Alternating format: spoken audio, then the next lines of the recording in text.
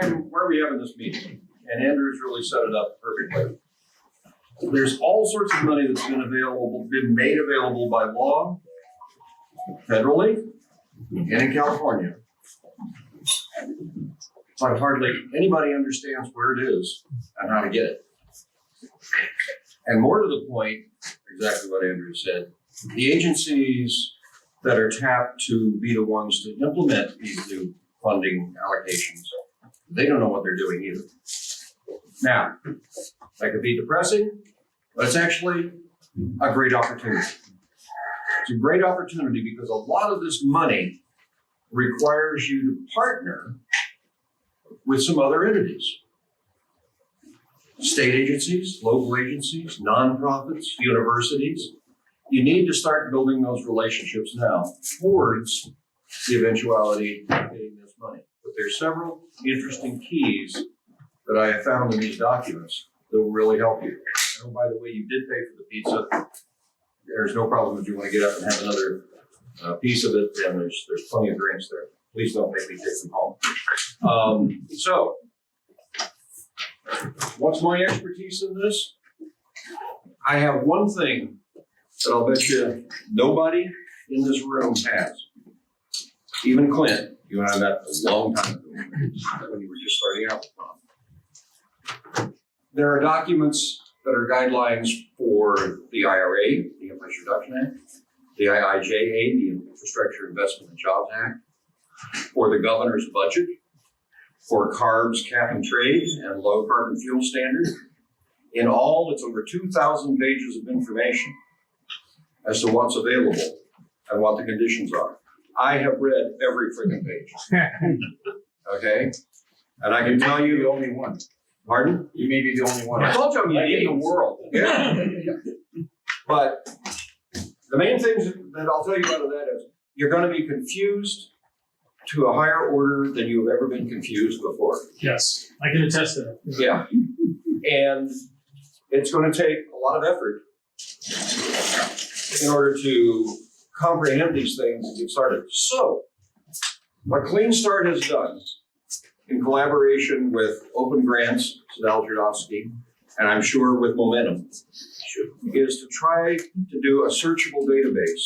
If you've got an idea, then let that tool help you find the program that is most appropriate and make sure you're making the right contacts. Now, there's not a whole lot of funding opportunity notices. There's not a whole lot of RFPs out there right now. They are coming. And the trick to dealing with government to get contracts and grants, you got to network. You got to make friends. They got to know who you are. So at a minimum, those tools will help you identify who's got the money. Hence the title of tonight, Show Me the Money. I'll show you where it is. All right, here's where my technological ignorance comes from. Okay. There's an enormous amount of funding and incentives for Cleantech that we call the green tidal wave. There's those two laws, there's the latest state budget, there's things coming from CARB. And as I said, they're complex. And what we're trying to do here is you need to be aware of all the money that's becoming available. And this last thing, look at programs that would fund you and some innovative idea you have directly. And there are those. But many more of them, it's indirect. The funding goes to some community organization and they can subcontract with you.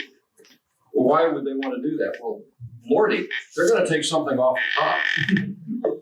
So they've got every incentive to include you in a winning proposal to get money. They are never going to do any work, so don't have any illusions about that. It will be a pain in the ass to deal with on reporting and actually cutting checks. Another good reason to make friends. Okay? Just a question. Protocol. Is this going to be available? Yes, everybody here, make sure we've got your email address. This has got some active links in it. So everything I'm talking about, you can go hit the links, and if you want to read all 2,000 pages, I've got them linked in here. All right, let's start with the Infrastructure Act.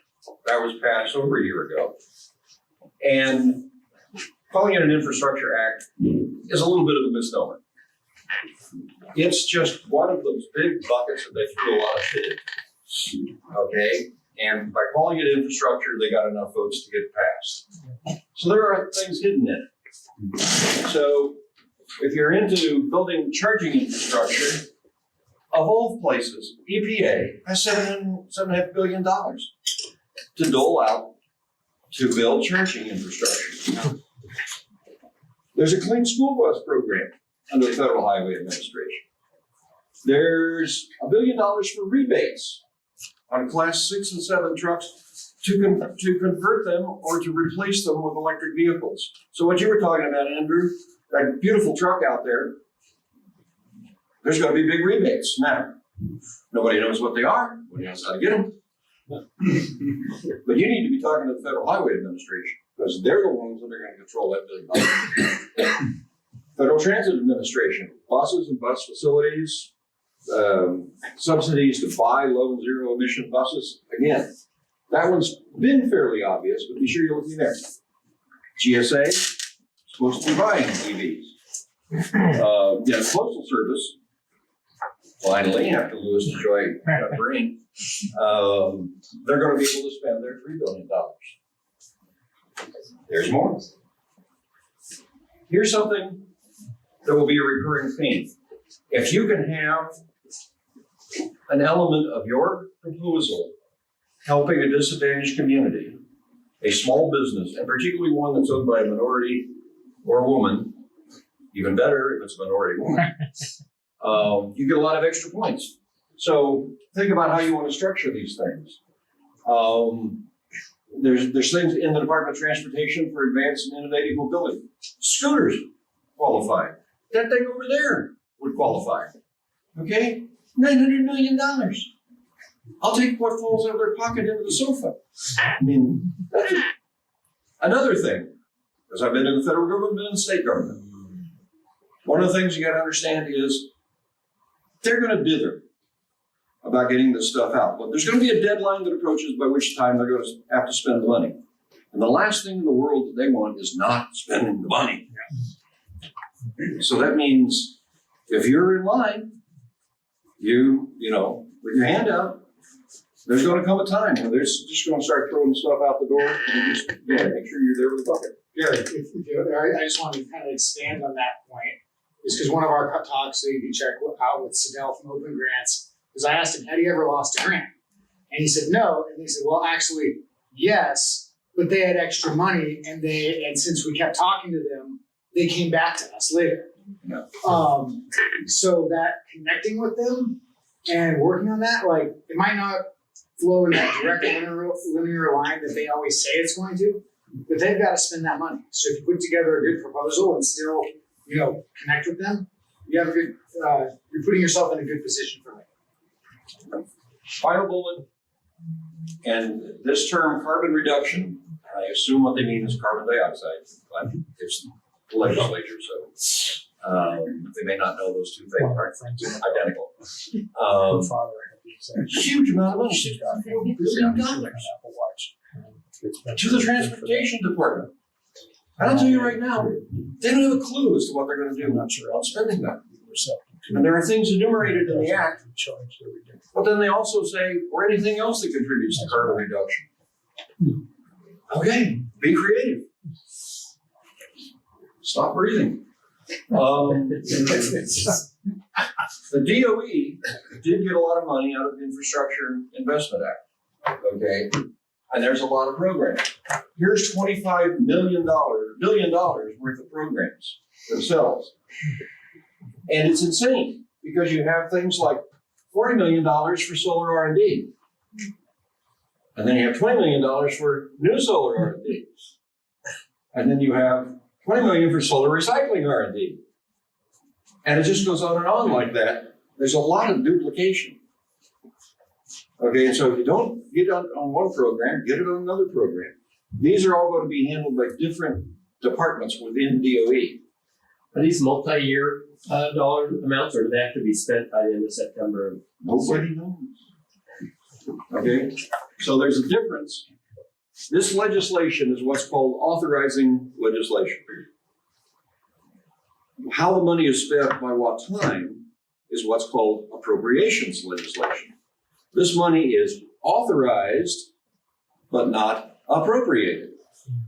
So you can do it, and there's no deadline in the authorization legislation that says you have to spend it by this time. Eventually, in the Appropriations Acts, there will be.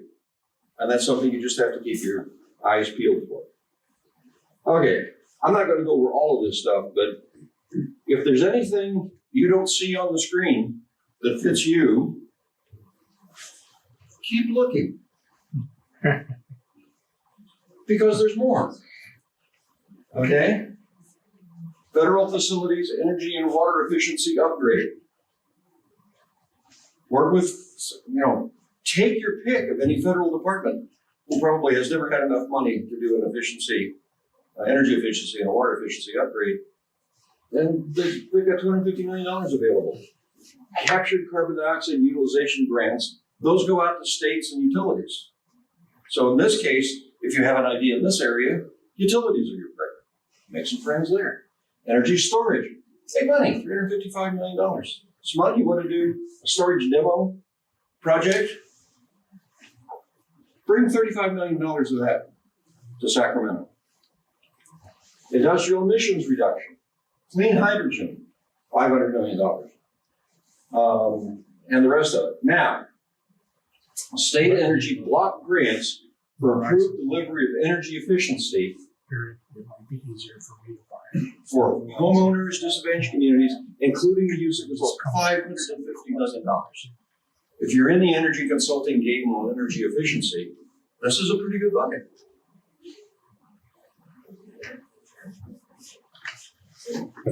There's more. Critical materials, carbon capture, hydrogen hubs, $8 billion. Personal view, the total waste of money. A lot going on. You want to do advanced battery manufacturing here. There's quite a bit of money available. $3 billion to help you with that.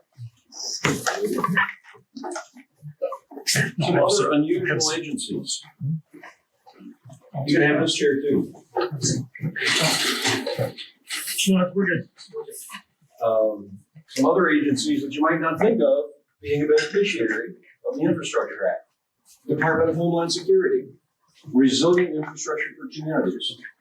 What the heck does that mean? Well, apparently anything you want it. So you have to work with Homeland Security to find out what that is. It's cybersecurity, it's power network security.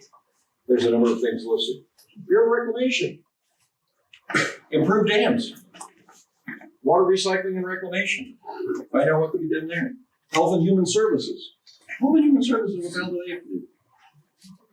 Home energy assistance. You know there's weatherization programs. There's a thing called light heat. This essentially is a huge infusion of more money to keep those things going, $500 million. FCC. I threw it in there because so many things you want to do to improve efficiency require that you have a good broadband connection. So that's in there, $14.2 billion. And it's focused on low-income neighborhoods and disadvantaged communities. So if you can include that angle on what you're doing to deploy energy efficiency and you need a good broadband connection, you can dip in the energy efficiency bucket, you can dip in the broadband bucket. This in April, when you're doing some paperwork. Yeah. All right, what's in the Inflation Reduction Act? Well, first of all, it's got a multitude of new tax credit incentives and extension and expansion of existing ones. One major innovation, and it relates to something that Andrew said. Direct pay. Direct pay means you don't have to have a tax liability to get the money. You get it directly to you upfront as essentially an interest-free loan. And you have to square it up later that you actually bought the equipment, you actually operated the equipment, but you get the money up front. And explicitly in the law, it says this is to cut the guys out that are paying you 60 cents on the dollar for your tax credits. It says the DOE, through the IRS, effectively will pay you 100 cents on the dollar Does anybody know how to apply for direct pay? No. There's no rules out on this right now, but keep pounding away on it. This is huge. I mean, I can't even calculate how many billions of dollars there might be in something like that. So we talked about that. It's a zero interest loan. It's trued up. And there's multiple grant programs that have boosts. So if you're doing this, but you're doing it for a tribal community, you get an extra 15%. There are set-asides for low-income, disadvantaged tribal communities all over the place. So look at that. And tribal communities pops up so many times. That alone could be a good business strategy for you. Go and do something in a tribal community. And it's interesting because many of them have casinos. And they use a lot of energy. So there's something you can play with there. And the tribes pretty uniformly are interested in doing things in solar and wind and all of that. They've just never had the money. Okay. This has been put together by an outside entity. And it's a summary of what's in the Inflation Reduction Act. And my point of putting it up here is I can't do any better than what they did. It's only about 20 pages long. Lord, slow down. Go back to the beginning. The first part of it is all about energy tax credits. So there's just all sorts of things that are now eligible for tax credits in here. So if you skim through it, oh, that works well. Page down, maybe. Just use put 2 fingers on this. Okay.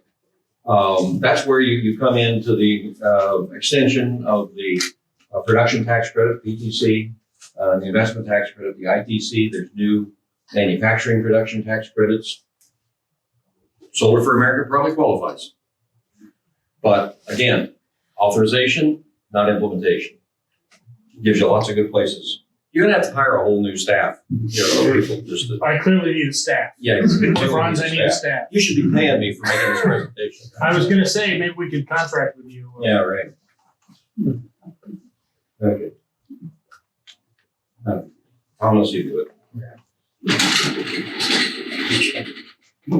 Totally stop. I'll just go up a little bit more.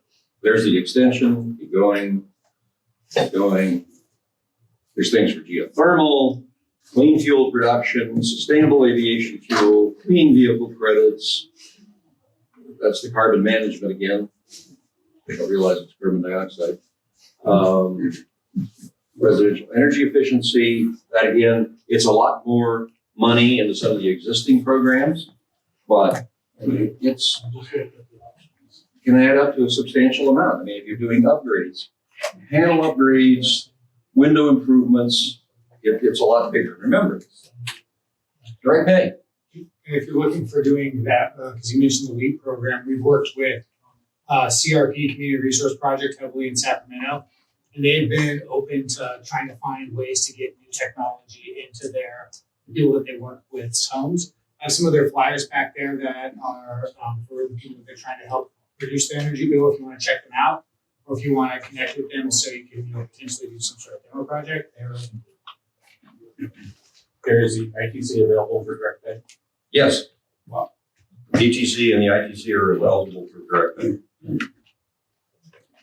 All right. It's all sorts of home energy efficiency, advanced industrial facilities aimed at reducing emissions from energy intensive industries. That's the steel and concrete are the big ones there. And then some giveaways for the National Energy Labs. Let them get energy efficient too. Keep going. Are you interested in offshore wind?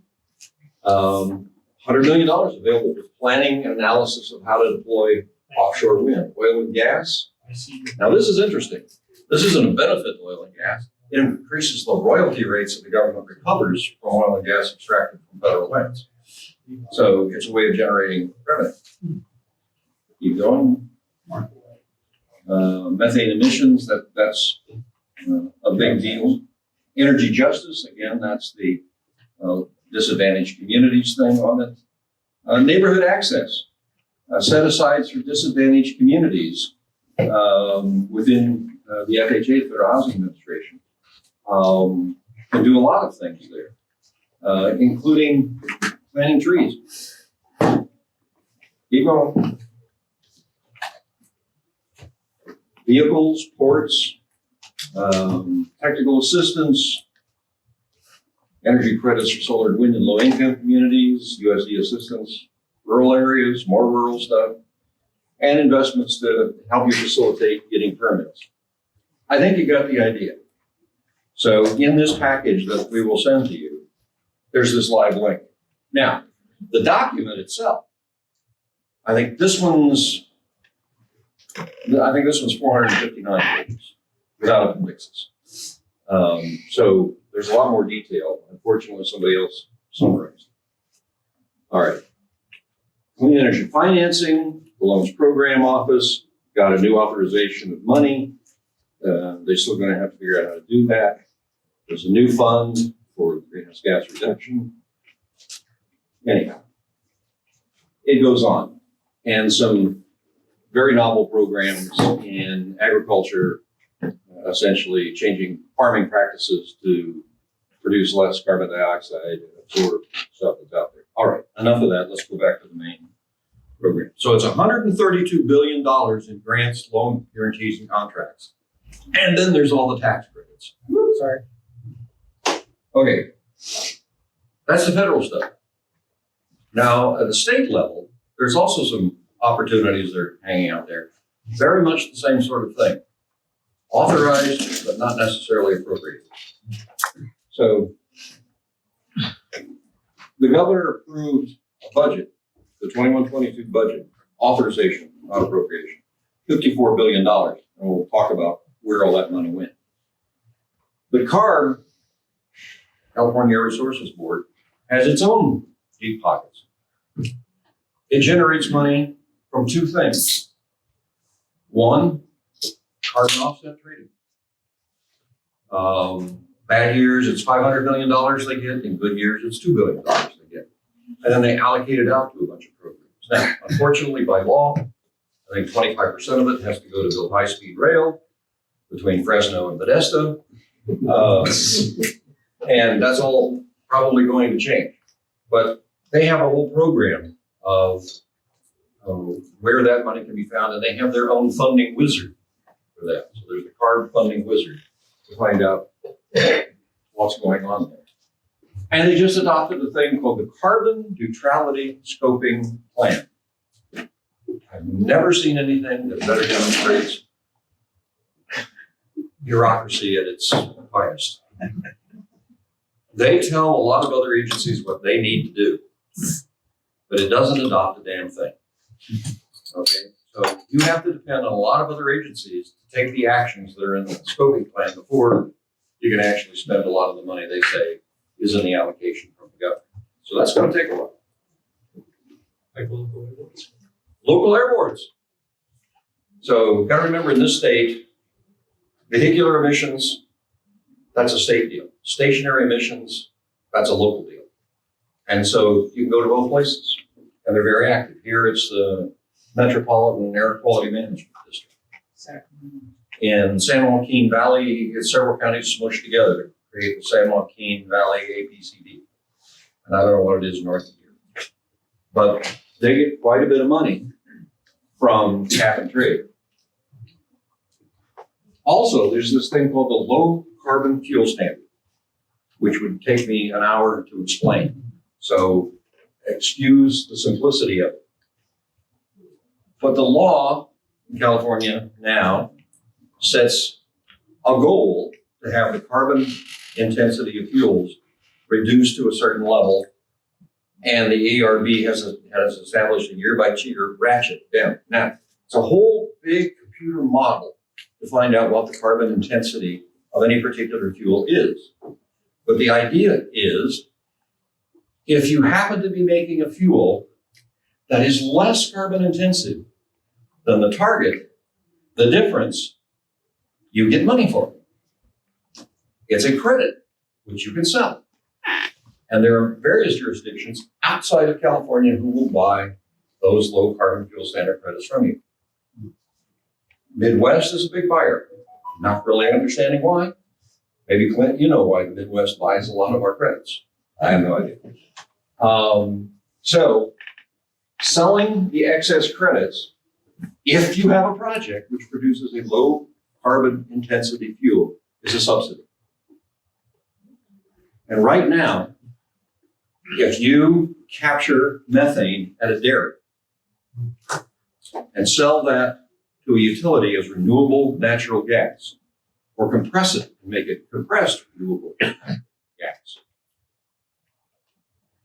you look at the difference between its carbon intensity calculation and where you're trying to get to, and it's an enormous credit. The dairies that have done this at this point make far more money selling the credits than selling the milk. Now, you still have to produce the milk because that process generates methane that is fugitive, and capturing that, making it into something else, how they generate credits. So the credit prices per metric ton CO2 removed by these calculations has been over $200. Now, this is important because in cap and trade, you also buy what are effectively credits per metric ton of CO2. And they've been running about $30. So it's a huge incentive to do something with alternative fuels. Now, what does that look like?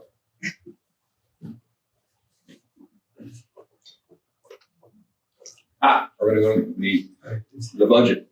Okay, so this is all listed, and there's actually a link in here that'll give you the more detail on it. This is the governor's budget, $54 billion authorized, not appropriated. So zero emission vehicles, $10 billion. Circular economy, $460 million. Jobs programs, $315 million. Transportation gets a lot of it. And that they mean transit. Some of it is zero emission vehicles. That's another $10 billion. So it's a huge program in and of itself. Let's go to the next page. See what I put there. Okay, this is the carbon intensity calculation. Now, you'll notice all these little diamonds. What this is developed into is that anybody can come in and say, I'm making an alternate fuel, and I score its carbon intensity using your model this way. CARB staff looks at it and say, yep, you used the model correctly. This is your documented carbon intensity. And so many people have been coming in and saying, well, I'm doing it by this pathway. There are over 400 different fuels, and it's growing all the time. So they didn't pick a one-size-fits-all, okay? But it's a gold mine for the people that know how to run them up. So right now, where's regular gasoline? It's not this stuff, that's renewable gasoline. Maybe I'm wrong, but at any rate, where they're trying to get to is a standard, and it comes down incrementally every year. And if you're below that standard, you generate credits. If you're above it, those are the people that want to buy the credits from you, and those are usually the big oil refiners. But it can also be other people that are buying fuel. Next page. There's the prices that the LCFS credit has been getting in the market. So this again is a market-oriented mechanism. So it went to over $210 per metric ton of CO2. It's fallen back to about 60 right now, but it's still double what you get out of carbon offsets trade. So it's a huge market. It's a huge subsidy. Next. So I've shown you where the money is and given you some tools to look at it. You ready to get started and